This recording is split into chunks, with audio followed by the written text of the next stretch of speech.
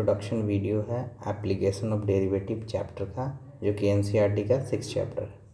इससे पहले हम डिफरेंशिएशन करना सीखते हैं और इस चैप्टर में हम उसी डिफरेंशिएशन का एप्लीकेशन करना सीखेंगे।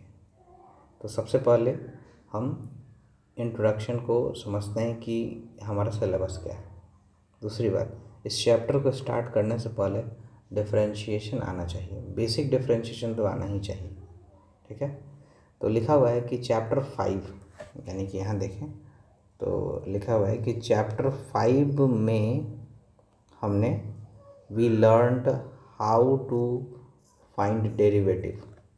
मतलब चैप्टर 5 में यानी पिछले चैप्टर में हमने सीखा कि कैसे डेरिवेटिव्स को फाइंड किया जाता है। अब ये डेरिवेटिव क्या होता है, तो डिफरेंशिएशन करने पर जो आंसर आता है, मतलब अगर किसी फिजिकल क्वांटिटी का डिफरेंशिएशन करते हैं, जैसे एग्जाम्पल के लिए अगर आपके पास y इज़ इक्वल टू, या ऐसे बोले y is equal to x square है, तो आप इसका अगर डिफरेंशिएशन करेंगे तो इधर dy/dx हुआ और इधर 2x हुआ।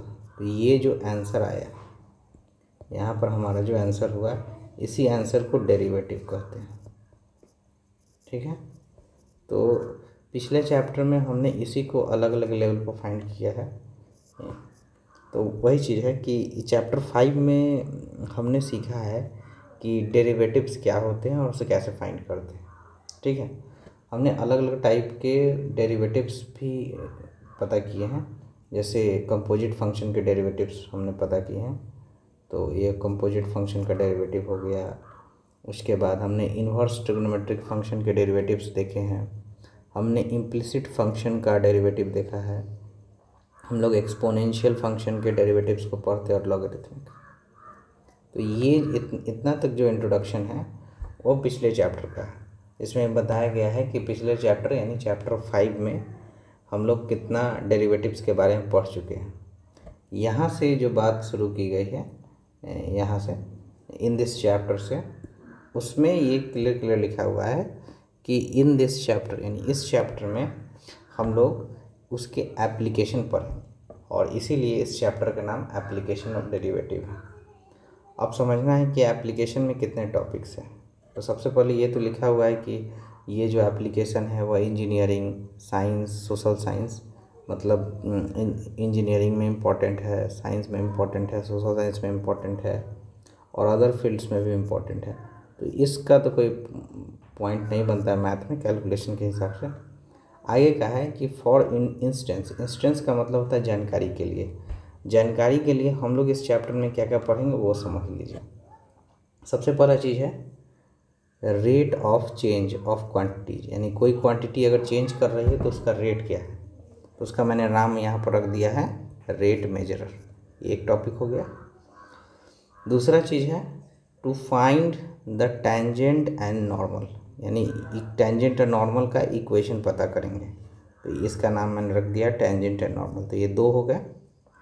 तीसरा चीज़ है to find turning point of the graph function to locate at which the largest and smallest value, यानी हम लोग यह पता करेंगे कि मैक्सिमम और मिनिमम वैल्यू यानी लार्जेस्ट और स्मॉलेस्ट वैल्यू क्या होता है। ठीक है, और तीसरे में हम लोग पता करेंगे इंक्रीजिंग और डिक्रीजिंग फंक्शन के बारे में। और लास्ट जो टॉपिक होगा, यानी यहाँ लिखा हुआ है कि इंक्रीजिंग और डिक्रीजिंग 4th में।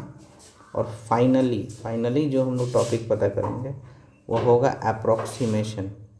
ठीक है, तो ये कुल मिला के इस चैप्टर में 5 टॉपिक्स है, और इन्हीं 5 टॉपिक्स का हम लोग को सॉल्यूशन करना है। तो ये था इंट्रोडक्शन। इस इंट्रोडक्शन में हमने देखा कि एप्लीकेशन ऑफ डेरिवेटिव्स में हम लोगों को क्या पढ़ना है, और हमने कुल 5 क्लासिफिकेशंस बनाए।